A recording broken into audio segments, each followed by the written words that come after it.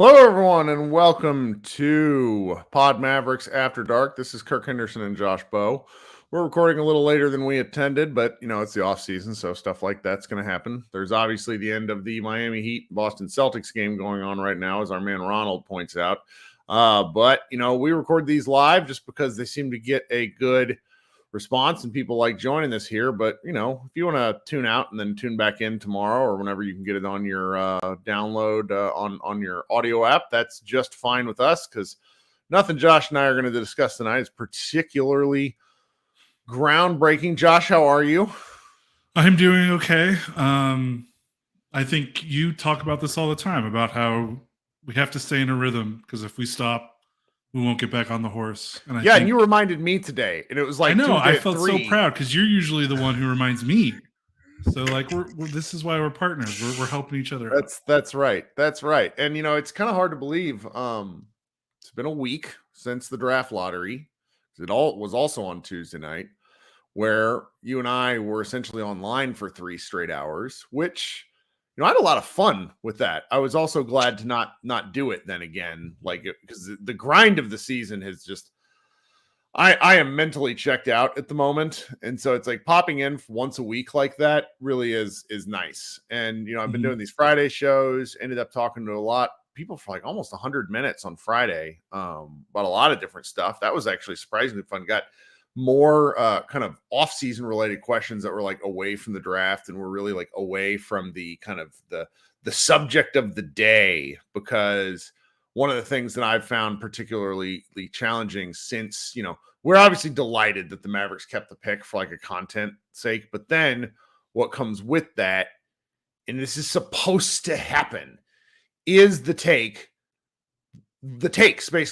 started flying. And you wrote kind of, our friend Tim Cato was like messaged me, and he ended up writing a really nice column later in the week too, where he was just like, dang it, you guys have covered a lot of this stuff. Like, what am I got to think about what I'm going to write. And it's, you wrote a good column kind of summarizing the debate, and then really saying, here, this is stupid, because how about the Mavericks do something that's good? Like, there's just a summary of like, not a panic move, not a predetermined course of action. Like, just take the best move available at the given time, because as I keep forgetting and having to remind myself, while they can make a deal before draft day, the NBA really frowns on that. And like the fact that got out last year was not like, it did not please the league.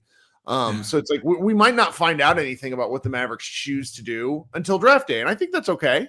Yeah. And also, I mean, it makes more sense because last year they're trading the 26th pick. So it's like, in their mind, they're like, whatever, the 10th pick, they're probably, they want to see who they probably want to see who's there at 10 much more than they wanted to see who was there at 26. Like trading it early probably didn't matter, but I think depending on who falls, probably changes the trade. Like, right? Like, it might trade. I certainly hope change so. What the trade value is, because what if someone falls to the team below them? Like, oh my God, we got to get this guy. I can't believe he fell to 10, and then that changes what kind of trade they can get. So they have. I mean, even if they have to wait, I think, to get the best possible deal. The funniest part about draft stuff is that between the lottery and like the time everybody has to be declared for the draft and the draft is just long enough for teams to kind of overthink it. We saw it with Luka Doncic. That's going to be the example for me until the end of time. And you see it every draft, particularly once you get out of like the blue chip guys. And what I've been looking at in the mock drafts to date is, pulling aside any trades, which I think are rather likely, all you need is one. Like I like obviously the top 2, obviously the top 5, but I like guys that are like 6 through 12 at this point. There's a number of them that I'd be interested in. And for the guys that we're really, really interested in at 10, you need one person among the like 10 to 15 slotted range to rise up draft boards. We got a comment in the chat from David Sanchez saying, anyone fall into a Leonard Miller hole yet? Which, number one, David, the answer is yes. Josh did that last week. Yep. And number 2, like I see that happening with a team. And so there's just, I've been kind of jokingly pining for Anthony Black because I just like him. I didn't actually think he'd be there, but I saw one mock where he was. It's just going to be such an interesting process. And I think that where you were, and I went on a 9-minute soliloquy to start the podcast last week about this, where I just got frustrated was I felt like there was a fax sent out amongst our friends and some of our competitors where it was like, well, the Mavericks are going to do this, like, because it was very interesting. Like on the Take That With You podcast with Damaris and Followell, the week prior, they were talking about the draft. And then this very next week, it was a firm pivot into, well, they might trade it. And then interestingly enough, I think, it was Mark Stein who reported at the tail end of last week that both Portland and the Mavericks are cooling. Like it's like we're so far out. It's like, well, they're cooling on the need to trade the pick. And like, to me, that's all just chatter. But that's the point that you were kind of trying to make, I think, in that just like don't lock into a course of action. There's too much time. Right. That was the thing that got me last week. It was like, obviously people, once we knew what the pick was going to be, like, that's what we're going to do. We're going to talk about it. Like I wasn't surprised that that's what we were talking about. I think what I was surprised was just how ironclad some of these opinions were getting thrown out. Like it wasn't, it might be best for them to trade the pick. It was, they have to trade the pick. Yes. Or they have to do this. They have to trade down. They have to take a player. And I'm just like, oh, they don't. In this roster, they just gotta, they just need to win. And that was, that's like basically the thesis of my column, because I wanted to go over, like, since 2019, you can count on one hand the amount of new player acquisition wins they've had. It's probably less than 5. Like, it's Bullock. Though. Yeah, it's it's Josh Green, Jaden Hardy, and Bullock. And then, maybe you count the Kristaps trade as a win because Dinwiddie was really good here. And that's fine. So that's like 4 or 5 players in 5 years when you had max cap space for one of those years. And, it's just like they can't keep having losses. Like they can't keep doing these things where they sign and trade for DeLon Wright and then he's not on the roster. And then the guy they traded for is not on the roster. Like the Josh Richardson trade, like none of those guys are on the roster anymore. Like they're just losing too many moves. Like they got to stop the bleeding. So if it's with a trade, if they can trade for a veteran that makes sense, it's going to make the team better, that fits the timeline. Okay, cool. If it's drafting a player they think can help, that's cool too. Obviously I have my preference. Like we all have preferences and biases what we want to do. Like I would prefer they keep it just because I want a cost controlled, talented guy that they could keep on the roster for 4 years and won't be 30 years old when Luka is 28. Like that would be sweet. But I also get it. Like if they can swing a trade that makes sense, and because because they are on the clock. Either way, they just have to win. Like they just can't. Like the goal can't be, hey, let's shed salary. Like it can't, or something like that. Like they just have to. They just have to be better, and this move has to be a win. Doesn't matter what they do. Yeah, it has to be a win, I think, is the great summation there, because and this is really where I lost my patience. I'm just gonna be candid here. If the people who and you and I are pessimistic shits, and I am wrong a lot. I have to preface that. Okay.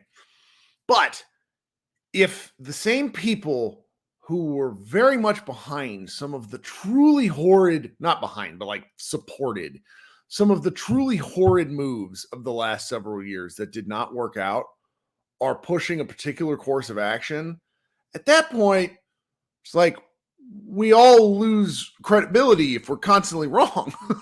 So it's just like I don't know. It's a tough business prognosticating.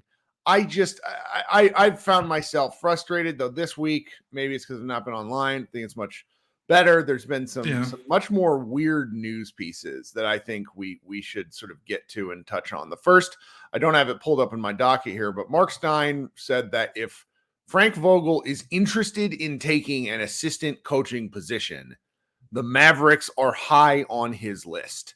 And this brought me a relative bit of comfort in a way that I think is probably overrated realistically, because coaching is what it is. But one thing that I think has become clear just from sort of talking, and asking questions, the Mavericks coaching staff was overly inexperienced last year.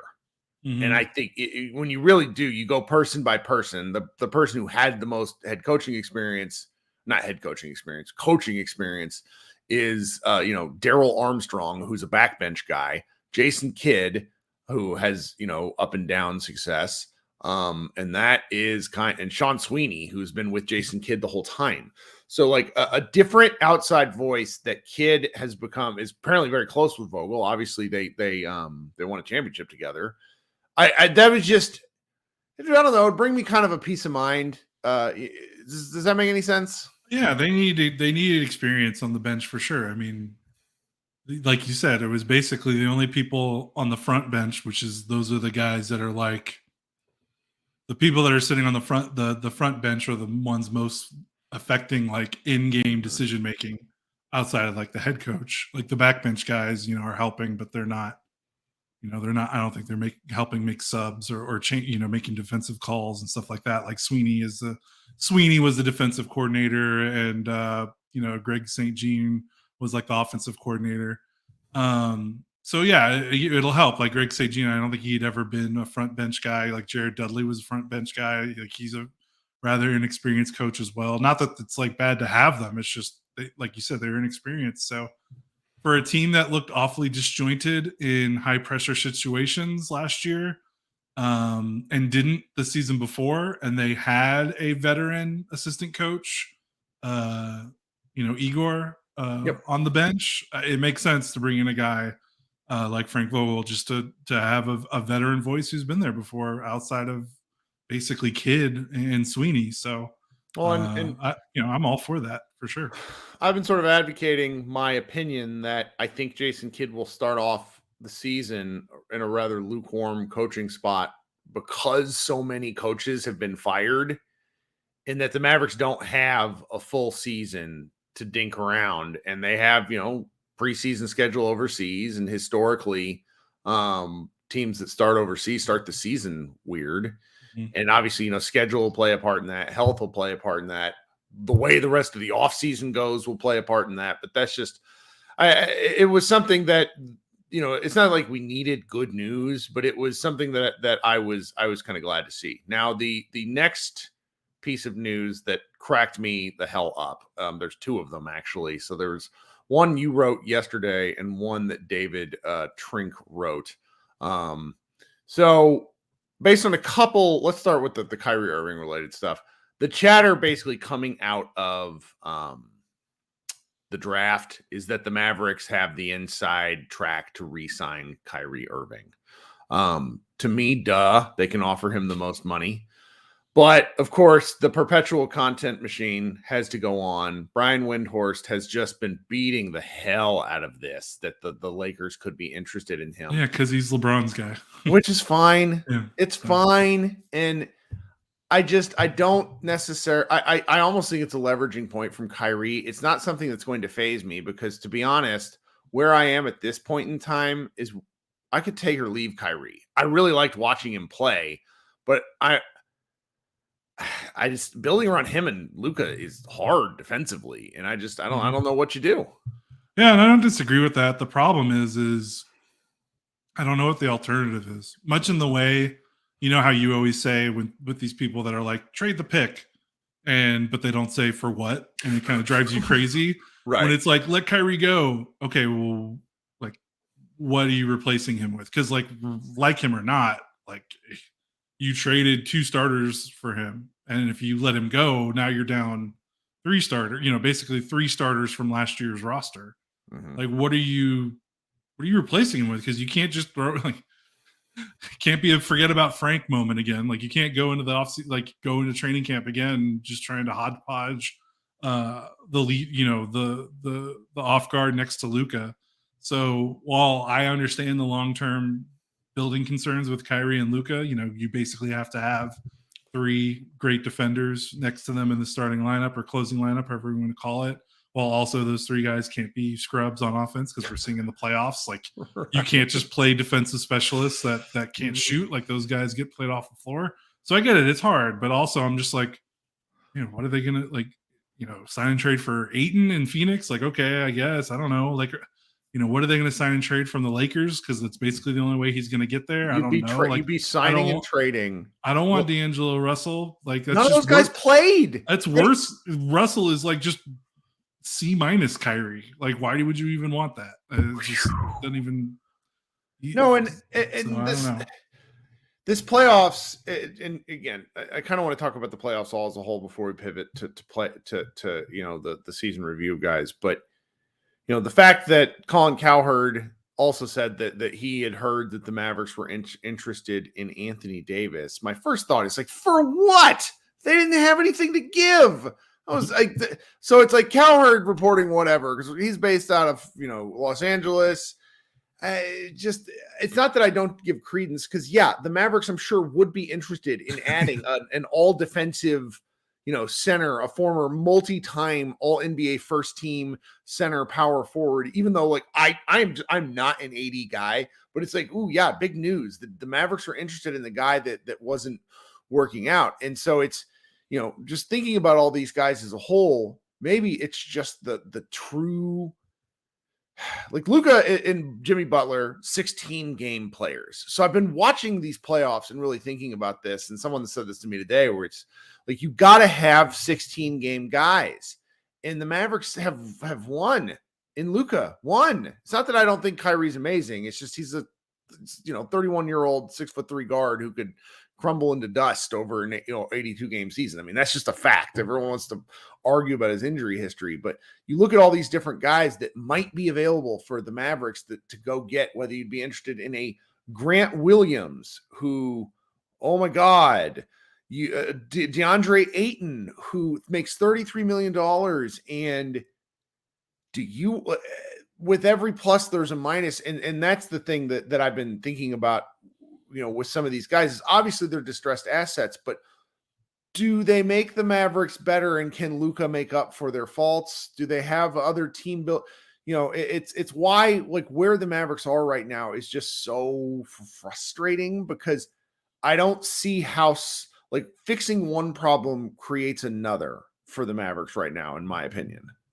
Yeah, that's kind of why I fall back to just take a player with the pick. Sure. And re-sign and then go from there. And, that feels like the cleaner, safer path. Because for whatever it's, I keep going back to this, but for what it's worth, when Kyrie and Luka were on the floor last year, they won those minutes. They lost, down the stretch, because either one, Luka was hurt and missed, like 5 or 6 games down the stretch. And then 2, they traded 2 starters on a team that was already weak in terms of depth. So they had no depth. So whenever Luka and Kyrie were on the floor, it never worked. Or if it was just one of them, it didn't work, because, now Josh Green's playing more. Now Jaden Hardy's playing more. And yeah, Hardy played great and Green had some moments, but you're digging deeper into the back of the bench. So the idea of re-signing Kyrie, then taking 10, and then use your exception to bring in a veteran depth piece, and then you can trade 2027 maybe for, like, maybe you can get another starter, like a 4th or 5th starting caliber player, and Right. then I'm like, okay, that makes more sense to me. Like, when you start wanting to trade Kyrie or trade 10 for, like, Ayton, I don't know, it just doesn't feel as clean to me in terms of, like, okay, I get what you're doing for Nick, but, like, what's the plan after that? Right. Because it's like you trade 10 and they're not fixing everything this offseason, no matter what path they take. Bingo. And that's very important, the silver bullet approach is what Yeah. got the Mavericks to this place. Slow, I don't think they'd view it that way, but that's sort of what's ended up happening. And I don't know. It's, when you got a guy like Luka, I keep reminding myself that and I think the Mavericks do this as well, where it's like, if we make some small changes and win 5 more games, we're in the same spot the Miami Heat were heading into the playoffs, where the question is, does anyone want to play us? And that is a powerful argument. I have to admit that. And I see it. It's just, let's just use the example of trying to trade for 8 and giving up a number of assets for it. You still don't have a small forward. Right. Like none. You have no small forwards on Reggie the roster. Bullock plays 45 minutes a game. So it's like, is there something else going on here? And Josh Campbell says the Mavs need their version of the Aaron Gordon trade. Here's the problem with that, Josh. And I love my guy Iztok. I'm very frustrated with his comparisons that he put out into the void of some of the players that were available for cheap draft assets. Aaron Gordon was he was due for another contract, a huge one. And the Nuggets were in the place with their team building process to basically give it to him, frankly. The Nuggets also had Murray and Porter Jr. They had assets to give up. And the Magic were perfectly happy selling on a guy because they were trying to complete a true bottoming out. That's what they were trying to do. So some of these things that were out in the universe where you look at look at the guys that were gotten for such cheap compensation.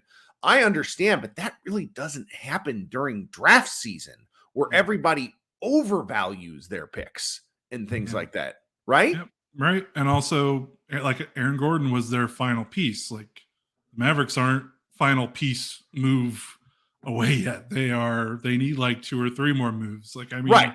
Let's be real. Everyone let's include Luka and Kyrie, because I'm just assuming that's going to, those will be the 2. But everyone after Luka and Kyrie, in my mind, is more than expendable. Is expendable. They have, in my mind, they have at least 3 starting lineup spots to fill, and 2, and maybe they've got one of them with Green, and they've got 1 bench spot with Hardy. But even then, you're looking at least this team needs at least 2 more starters, and then 1 more guy that can come off the bench. Even if you're high on Hardy and Green, that's still what they need.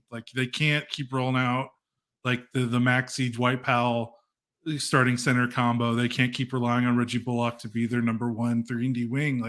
They just, and I'm not saying those guys need to be off the team, but they just have to get guys above them that are better than them if they want to be a contender. And again, they're not going to do that this offseason, even if they trade everything. They're just not enough. So I went on this Spaces hosted by my man Matej, one of the Slovenian sport info guys, and a guy asked me, so are you telling me the Mavericks might have Luka, Kyrie, and a bunch of rookies and a bunch of undrafted and I was just yeah.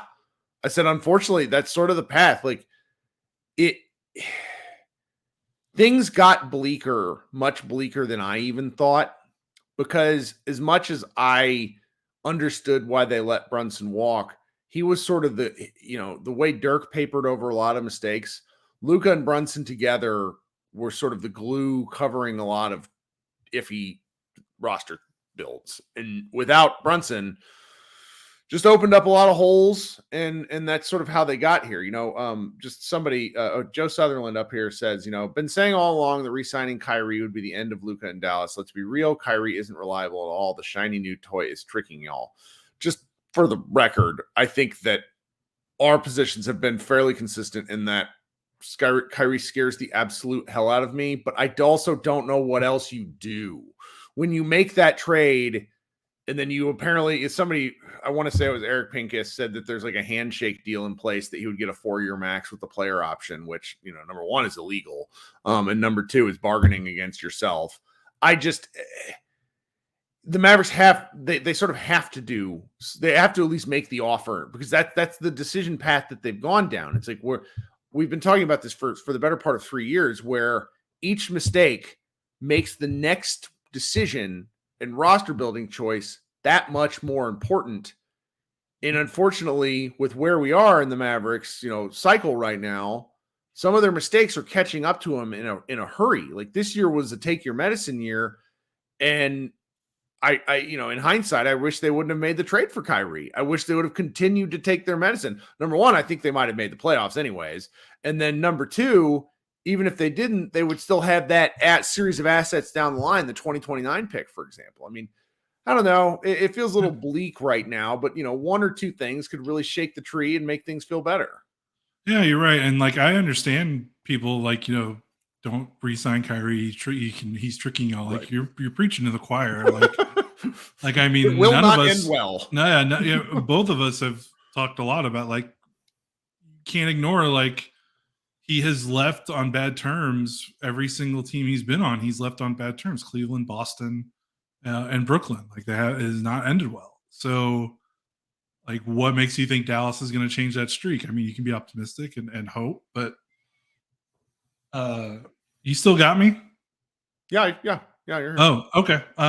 Sorry, I hope you don't have to edit this. My monitors just went like crazy. Okay, I'm back. They just like flickered on and off. My bad. But yeah, like the thing is it don't do the trade. Like now that they've done the trade, like okay, don't resign Kyrie. But I don't know what they do. Like I don't know if that. I think that they can open up like maybe like 20 million in cap room if they don't resign Kyrie and they don't do a sign and trade. Mm-hmm. And it's like, okay, you want to trust Mavericks free agency? Like when has that worked? Yeah, I don't know. Like I feel like they're past the point of no return with Kyrie. Like if you don't want Kyrie on the roster, they shouldn't have traded for him. And so it's just hard to go from there because if they don't have him on the roster next year, I'm failing to see what they can do in his place. And again, maybe it's just more, if you view the long-term path, keep the pick, and you just bank on Luka not requesting a trade because of the CBA and because of the money that he would have to walk away from if he got traded. Maybe that's what you bank on. And you're like, okay, we actually maybe have a longer grace period than we thought we did. Maybe that's possible, but I don't know. Yeah. Who knows what's going on over there? Oh, well, okay. So before we pivot to like some of the last items that we're going to talk about, I want to take a minute and ask you guys to like the stream and ask you to subscribe to the show. Last week alone, we had like 10% growth, which is not particularly hard to do on YouTube when you have 1,000 people, but still 100 more subscribers is really, really awesome. And I am grateful that people have taken the time to support our show. If you're new here, please leave comments, like, subscribe. I like talking to everybody. This is a show for fellow mildly disgruntled Mavs fans or people that want to tell us why we're wrong, because I love interacting with you guys. We'll do a Friday show, probably 3 p.m. Central, like I've been doing. Hope bringing people up on stage, doing that sort of thing. All right, now I'm going to insert some ads into our podcast read. So, listen to those too, because that's actually the only way Josh and I make any money on this. But it won't be. It's not very much money, I promise you guys. All right, we'll be back in just a second. All right, welcome back. We want to talk about the last 3 players that we haven't actually had a chance to review their season. Part of that is because we didn't get the articles in on time and because we're all just sort of dragging ass over at MavsMoneyball.com. Even though, to be quite honest, I'm actually very delighted with the kind of content we've been putting out at this point in the year. We'll start first. We got 3 guys. Reggie Bullock, coming in off a year where he played north of 700 minutes in the playoffs. The Mavericks found something with him and Dorian Finney-Smith as kind of a wing combo in last year's kind of February on, particularly after Tim Hardaway went down. And he became a really key cog for the Dallas Mavericks heading into the playoffs. We all, heading into the 2022-23 season, I think everyone had talked themselves into the fact that we knew Reggie wasn't going to be able to hit a shot the first 2 months of the year because he historically cannot hit anything in the first half of a calendar year. Unfortunately, as the point of attack defender, which he was for many games, it was either him or Dorian Finney-Smith until Dorian got traded. Reggie Bullock looked like a guy who had no tread left on his tires. I think I appreciate how hard he always tried to play, but he went from being a lockdown defender to being a guy that couldn't guard a chair. And it was really problematic for the rest of the Dallas Mavericks defense. What did you think about Reggie's season, Josh? What's really funny is he ended up shooting pretty too. He was 36% overall his first season. Mhm. He was 38% this season. Yep. It's really funny because I think if you had asked Mavs fans, the perception was he had a much worse shooting season this Yep. season. I think what happened was, the shooting was, a little bit better because he finished the season really hot, like he always does. But the defense wasn't, like you said, the defense wasn't there. He clearly lost a step defensively. And it was stuff that was like, he's 32 and, that's not crazy old, but he's been in the NBA for 9 years. And, he played a ton of minutes with the Knicks before he came to Dallas, played a lot in the playoffs. Then, came to Dallas, played a ton of minutes with the Mavericks, played a ton of minutes in the playoffs. So like you said, like, I think he looked worn out, which is understandable. And sort of continued the tradition of Dallas Mavericks players playing a rung or two higher than what their actual talent and skill level would allow. And right. so they tried to bring him off the bench and things like that. It just they just couldn't find a good spot for him. Even when his shooting came around, like, Josh Green had kind of surpassed him in terms of, just being someone more you could rely on, even with Green's inconsistency. So, yep. I mean, he enters the final year of a contract, and I think it's partially guaranteed, but it's at the kind of price range. I think it's like $10.5 million. It's at the kind of price range where you don't not bring a guy like that back. I mean, he becomes sort of trade fodder to a degree because I think that in a different set of circumstances, he could probably benefit if he's playing, 15 minutes a game as opposed to like 25, 30, whatever he ended up playing last year. So, I'm fine with him returning. I wouldn't be shocked if they move him. I would overall say, it's interesting. He's probably the best free agent signing of the Mavericks post Luka drafting era, like him and Seth Curry. Which is not necessarily an indictment on the Mavericks. I mean, they got to the Western Conference Finals in the second, or the first year they had him, and he was a pretty key part. It's I don't know. It's you want a fun stat from Reggie Bullock's season? Absolutely. I want you to guess how many unassisted field goals he made last season. How many field goals did he have on the year? He made 192. I'd guess 15. 9. Woo!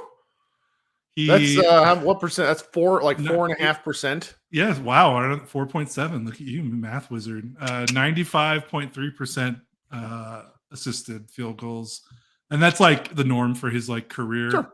He was pretty emblematic of like, just the Mavericks' sheer reliance on Luka. Like, it's not really his fault because this is who he is, and they brought him here to do that. And the Mavericks kind of tried to grease. They tried to play the system, like they just tried to maximize Luka, and they kind of forgot that you kind of need some other stuff around him, so he's not always having to operate at 100 the whole entire game. But yeah, he's kind of the mascot for the Mavericks' issues of like no one besides Luka can do anything with the ball in their hands, and I feel like he was like the lead. He was on the top of the leaderboard. Like, how many times did we come on post game podcasts? We're like, well, Luka had 40. And the rest of the starting lineup combined for 5. Yep. Like, how many games did he play where he played like 33 minutes and scored like 4 points? It's like, right. They got to move on from that. They just need better players at those spots in the rotation. Not really Reggie's fault. It's kind of the churn of the NBA. That's right.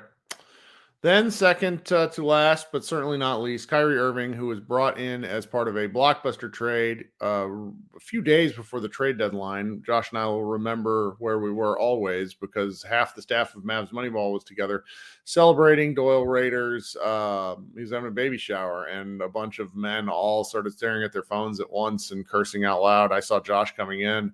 I was like, hey, we traded for Kyrie Irving. And he was like, no. Not because you were mad about Kyrie, but just because like we were doing something socially, and we of course had to go to work immediately. Both of us, me much more than you, were pretty staunchly against the concept of the trade, for reasons which ended up being fairly. The reasons I didn't want him never came to pass because they were all off court stuff. On court, Kyrie Irving was a show and was really fun. And I really, really appreciate the art of watching Kyrie Irving play basketball. He scored a hell of a lot of points, put on some amazing performances, battled through a foot injury, which cannot and should not be understated how much plantar fasciitis hurts.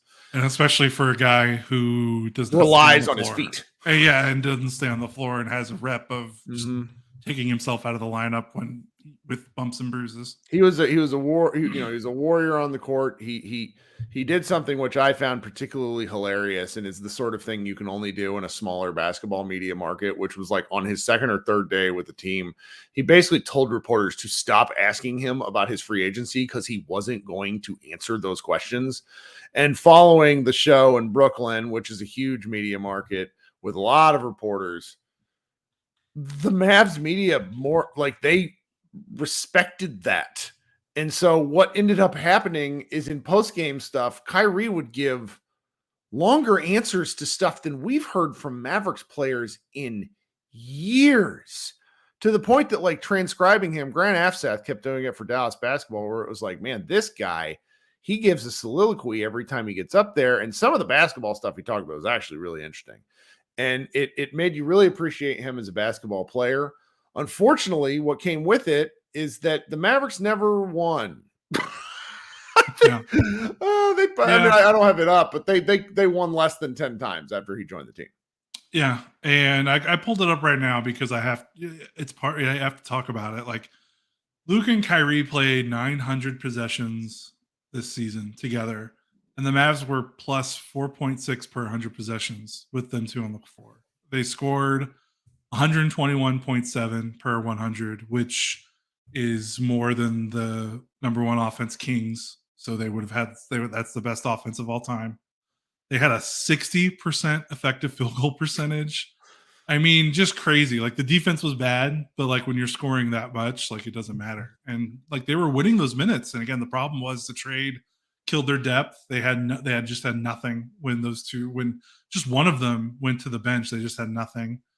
Funny enough, I think the Kyrie minutes without Luka were better than the Luka minutes without Kyrie. But I think that, Luka just didn't look, ever since he hurt that last injury he got against New Orleans, like, what was it, the heel or something? I really think that just kind of zapped him.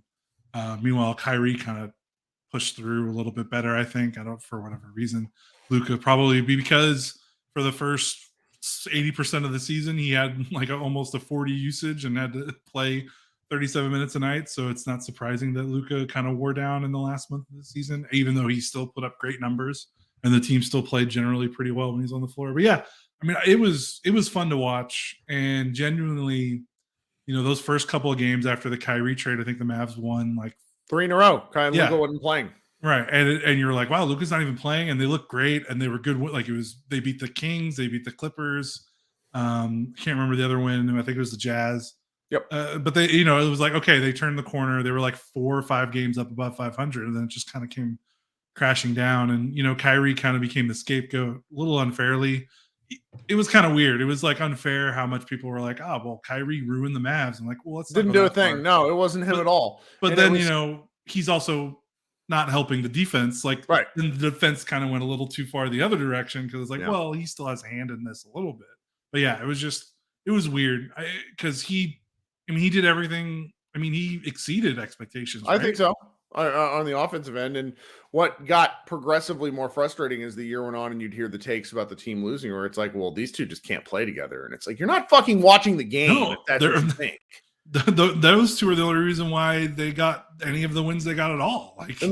That sort of stuff has become, at least on a national level, it's been utterly fucking exposed in these playoffs, as all these dipshit commentators who'd clearly never watched a Nuggets game seem baffled that that Jokic averages 31, 13, and 9 and whatever the shit it is. And it's like, come on. And that's the thing about Nikola Jokic, the 2-time reigning MVP. Like, what? Right. It's like, this guy's really good. Who knew? And it's same thing happened with Luka and Kyrie playing together, where it's just like, I get if you don't think that the team building can work with them defensively, but offensively, that is not why they're losing games. That Philadelphia 76ers game is the one that should. I mean, I we have seen some offensive stuff in our time as Mavs fans. The Sacramento Kings game in 2003 when they hung up like 86 in the first half. We've seen some crazy Luka performances. Remember when they beat the Clippers by 50 2 years ago? Mm-hmm. Like, we've seen some wild stuff as Mavericks fans. And that game is among my top 3 most what the hell is going on games. Like, that was wild. Because that's never happened with the Mavericks. Mm-hmm. Like, because Dirk was for the most part a one-man show. I mean, there were 3 All-Star selections total when Dirk was a Maverick, like Nash, Josh Howard, and Jason Kidd, and those were all each one-time. They were just one-time All-Stars, and 2 of them were injury replacements. Like, it was usually Dirk scored your third. Not that Dirk did it all alone. Like, I'm not trying, I'm being a little pedantic, but just in terms of like just star power, like the Mavericks just have never had that before. It's always been a 1 star with a bunch of other role players, and it was like that with Luka because KP kind of came and went. Yep. And we kind of saw maybe a little bit of that in the bubble, but it didn't last for very long. But with Kyrie, it was like these guys every night were just killing it in a way we've just never seen in Dallas before. I mean, it's the first time in franchise history they've had 2 All-Star starters on the team. And how many teams have ever had 2 All-Star starters? Like, it's like the Lakers. Like, it's not a big list. Yeah, and I mean, it's only the 4th time in 20 years they had at least 2 All-Stars on, just in general, like in one season. So, it's a rare occurrence to see 2 All-Stars sharing a Mavericks uniform at the same time.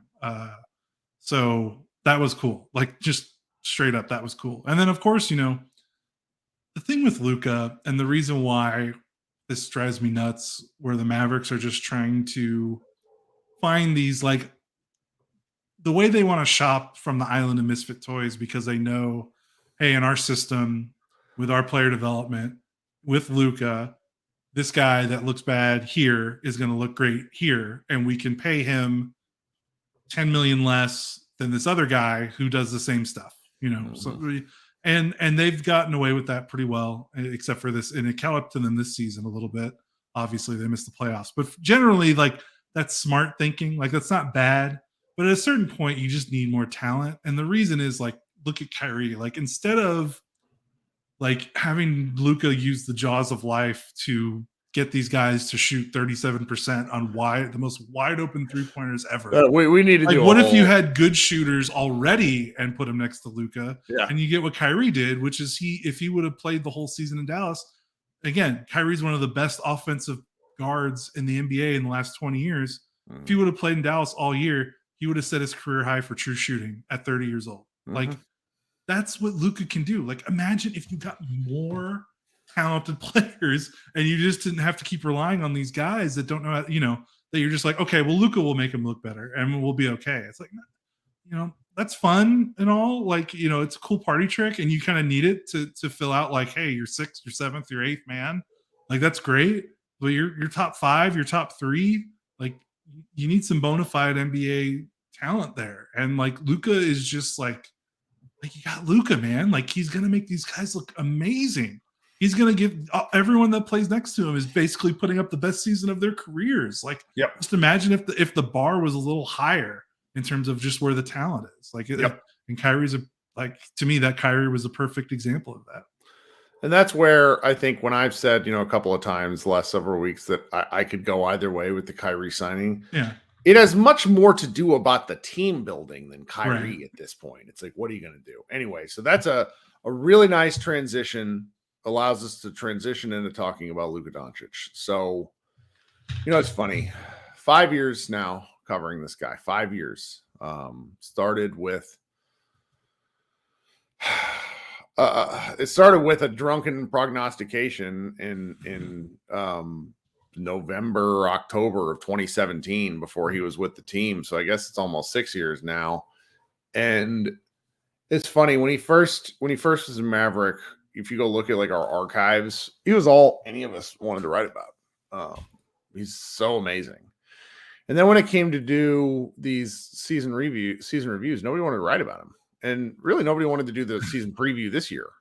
So I ended up doing it because I'm in charge and I can, word vomit Luka talk. It's what I do all day. I don't mind. It's talking about Luka is fun for me, but I'm also not as analytical and reasoned as you are. And I remember what I titled my season preview, which was basically, what if we made the whole plane out of Luka Doncic?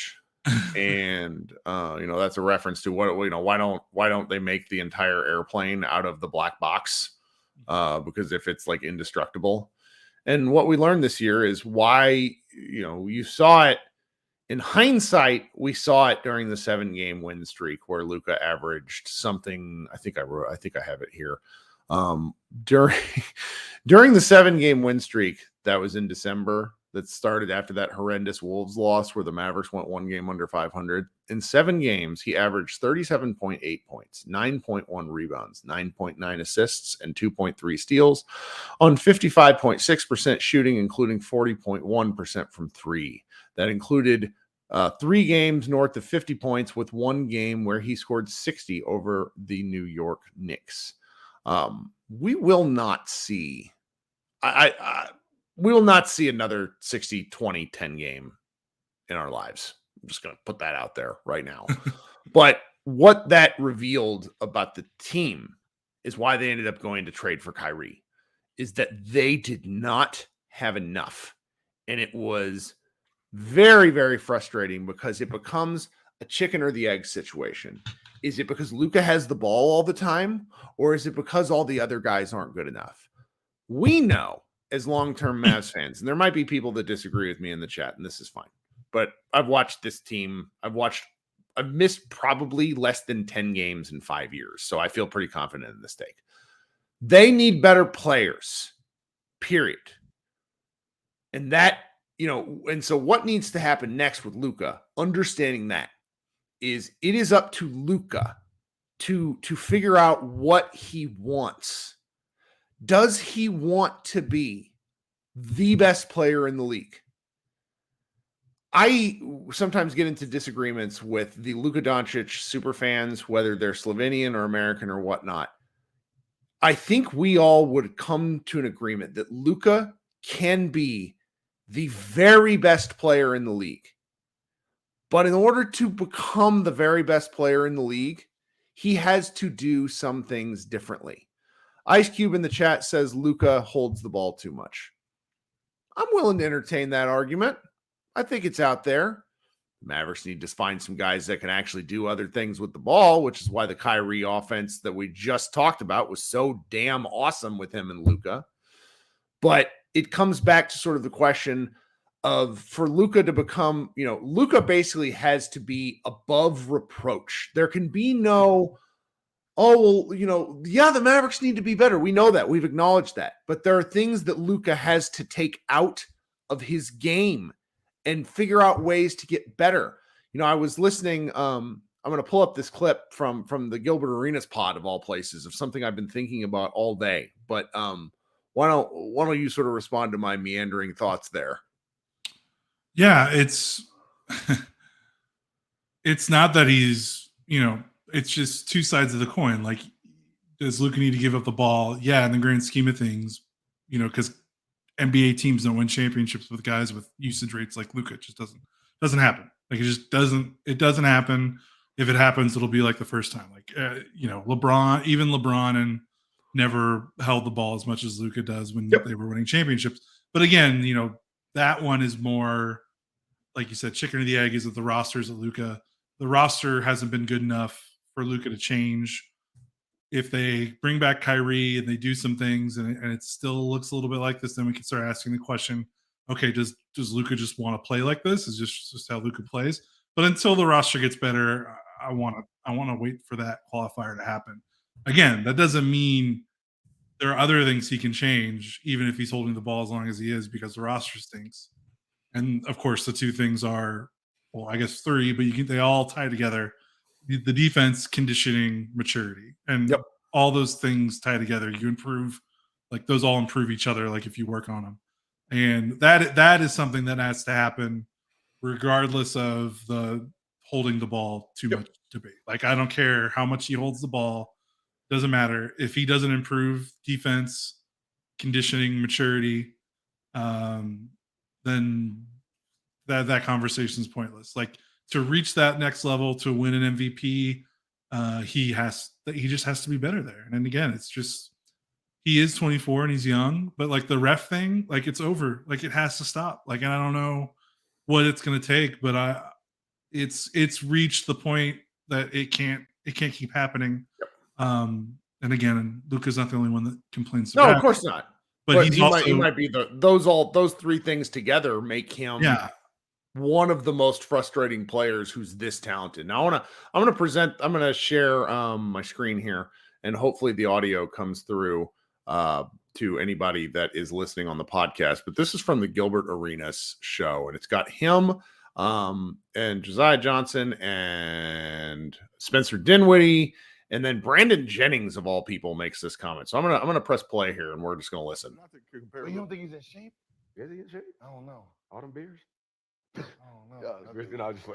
I mean, I think to his shape, I think he's in shape. But if you're talking about that elite level, I can be at the rim every single time and defense, or like, you know, when we talk about Giannis Bron type of like shape, well, no. But he can hoop. And you always say too. You always say guys training. Like guys aren't training to go to the like. So that's what I'm saying. You're not in that type of shape. You know, and it's crazy when like the outside world listen to. They'll see a player, he's playing 37 minutes, and then you can hide in the game. And then you be like, yo, you're not in shape. And they'll be like, how can you do it? He's one, like, if you trust me. You can hide in the game. Yeah. And so that whole section is going to live in my head for a while, because they're not like, they're describing Luka, but since Luka wasn't in the playoffs this year, I'll tell you who they described: Joel Embiid, who is simply not in good enough shape, just like Luka. There is in shape to play a professional sport. Then there is in shape to make it to the NBA finals. And I think that's sort of the dividing line for me right now, to where, he did come into shape this season. Can he be in even better shape? Absolutely. Will he be in better shape? I'm not sure. He has to make these choices. This is when we're talking, and granted, I know I'm driving the Slovenian fans nuts. When I'm talking about the things that he can improve, it's the things that are within his control, because the only time he will cease getting criticism is if he has removed the things within his game and he is the true number one player in the league. Like Jokic right now has basically silenced everyone during this playoff run. And it's not just because they're watching him for the first time. Shout out to everybody watching Nikola Jokic for the first time. You've been missing art. But he's figured out the different things that were holding him and his team back. Luka's 24. Can he do this? Absolutely. Yeah, Jokic is 28. Right. This is all within his grasp. And honestly, I think he's going to. I really earnestly do. He's too driven. He's too psychotic. It's a matter of what does he want to do to patch these holes in his game, to go from being a top 3 to 5 player in a given moment to being the clear-cut number one, the way Jokic, in my opinion, is. Yeah, and the thing is we've seen it in little bits and pieces. Like I thought about this a lot as the season was ending. That Atlanta overtime game they lost, that really felt like kind of like their last chance. That game kind of ended the season, really, because if they would have won that, they would have been able to play those last 2 games and not they would have been within their control a little bit more, instead of relying on the Thunder to win one more game. Yep. So you could feel the desperation in that Atlanta overtime game. Like I can't remember Luka playing defense as good as he played in the fourth quarter and overtime of that game. And the fourth quarter and overtime, like after he had already played 30-something minutes, controlled the ball, was probably exhausted. The Hawks were trying to pick on Luka. They were screening, Luka. They were taking whoever Luka was guarding and screening Luka onto Trae Young, so Trae Young could isolate. And Luka held up, I think, most of the time in the fourth quarter, no T, just straight up, no help, no switching, no trapping, no gimmicks, just straight up man on man, 1-on-1 against Trae Young. He kept him in front of him, contested him, blocked one of his attempts at the rim, and it was impressive. And it was like, oh wow, he can do this. And he gets a little bit of a boost too, because like you think of other all offense superstars that their defense is holding them back. Like I always think of like Dame Lillard. Like Dame Lillard can do so much, but at the end of the day, he's not going to change the fact that he's 6'2" or 6'1". Like, you know what I mean? Like he's a small guard. You can only do so much. Like Luka gets like he's 6'7". So like he already gets he's in a position with his body size and his height and his strength that he can be a good, like he can absolutely get there. He can, you know, not saying he's going to be like an all NBA defender or all defense or one of that, but it's well within the range of possibilities for him to be a positive player defensively. Where some of these guys, you know, like Lillard can do all he wants, but he's not changing how big. Like he's going to be a small guard the rest of his life. He's not changing his height. Like Luka being a 6'7" forward, like he has the opportunity to be a positive contributor on the defensive end. So that's just within his grasp. Of course, chicken or the egg, does the roster need to get better so that he's not exhausted on offense, that he's not taking possessions off on defense? You know, they'll never get away from that. Like that's going to happen. That's just the NBA. But yeah, if the roster can get a little bit better, maybe he'll be a little bit better. But yeah, he can do it. That's the thing. It's not impossible. We've seen him do it. I saw him do it in that Atlanta game. If he can do it there, I'm not saying he needs to do it 82 times a season, but he can do it a hell of a lot more than he's doing right now. And I think even he would agree with that. I mean, hell, he talks about when he plays shitty defense after games where they lose. I mean, he's well aware. It's just up to him if he wants to change it. Well, and there's no silver lining to the Mavericks not being in the playoffs. But there is the fact that this gap in organized basketball, so from mid-April until the next Slovenian friendly match, which I would guess is sometime in July, is light. So you got second half of July or April, May, June, most of July, and then so that's 3.5 months plus the training for the World Cup, which is in the Philippines, which is going to be crazy. Those games don't start till August 25th, and I'm pretty sure Slovenia is in it. All the international stuff starts to confuse me, so I'm going to embarrass myself on that. But that's going to be got to be one of the longest gaps he's had not playing organized basketball since he was like a kid. So there's something to be said to him getting to have the opportunity to get his body and elements of his game updated, changed. You know, this is forgotten about. Yeah, the only other time he had this much time off was COVID, and like you're not training, you're stuck in your apartment. Right. What can you do? I mean, you know, folks forget this, but you know, between the end of Real Madrid's season and him getting drafted by the Mavericks, one of the things that was considered a weakness was his left hand, that he was primarily a left-handed dribbler. Do you remember him having a single problem with his handle his rookie year? No. So when Luka chooses to fix something, he fixes it. I have a lot of confidence in him. He's you know, other than Dirk, the favorite guy I've ever watched, period. So I'm really looking forward to seeing what he brings back. I have a lot of faith in him, and you know, maybe the team might not be where, you know, they're not fixing the roster in a year, but I do think that you know, just off the top of our heads, the goal is playoffs or bust once again, and see what happens. Yeah. And I mean, like you talk about him coming back with something.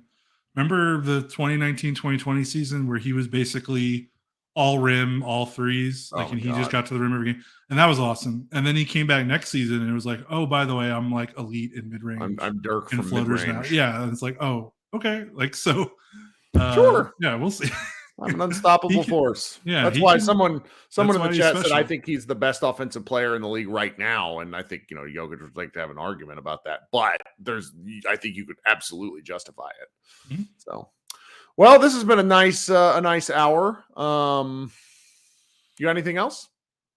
No, I think that's about it. But if you know, the draft is still like we're like a month away from the draft, or pretty much a month. I think it's like June 26th or something. Yeah, I'm in Mexico then, so so we've got time, but at least like we're through the combine. Team workouts should be starting somewhat soon, so hopefully, like, you know, we'll have some. Of course, we're not going to know who's working out for the Mavericks. We can do a whole podcast about how annoying that is. On that. But you know, maybe we'll get some more inside information with these workouts. And yeah, it's a long wait. It's kind of excruciating. Like, it was kind of fun in what was it? The 20. I don't know. Whenever the Josh Green draft, where the season ended, and then it was like, oh my god, the draft is like in 2 weeks, and like there just wasn't much of a wait. This is a pretty long downtime, which causes people to think their thoughts a lot more, and you're stuck with your thoughts. Maybe that's why everyone gets so angry online. But Oh, it absolutely is. Yeah, we're arguing about the same stuff every day for 3 months. I am loving some of the fake, like the first round of fake trades, like the couple days after the draft were all garbo. But I saw some today that seemed like, well, hey, you know, such and such guy in exchanging the 10th pick for the Spurs 24th pick, and it's like 2024 pick, and I'm like, yeah, that sounds not, you know, just real tempting nonsense to me. But you know, the Mavericks haven't traded 4 picks since Devin Harris, I think, in 2005, so they're not going to do it now. They I think they bought a first rounder in 2010. Was that Dojo? Yep. Can you imagine buying a first rounder? Like, I know, isn't that crazy? Like, you have to trade 8 of them for like a starter now, and that's right. Bought one 10 years ago. Well, thanks so much for hanging out. This has been Kirk Henderson and Josh Bowe with Pod Maverick. Check out Mavs Moneyball. We'll have plenty of stuff over there. Please like and subscribe to your podcast platforms. Please subscribe to our YouTube channel if you have not done so, and get notified when we go live. I'm expecting to go live on Friday at 3 p.m. Central Standard Time, heading into a holiday weekend here in the United States. So everybody have a good rest of your week, and we will talk soon.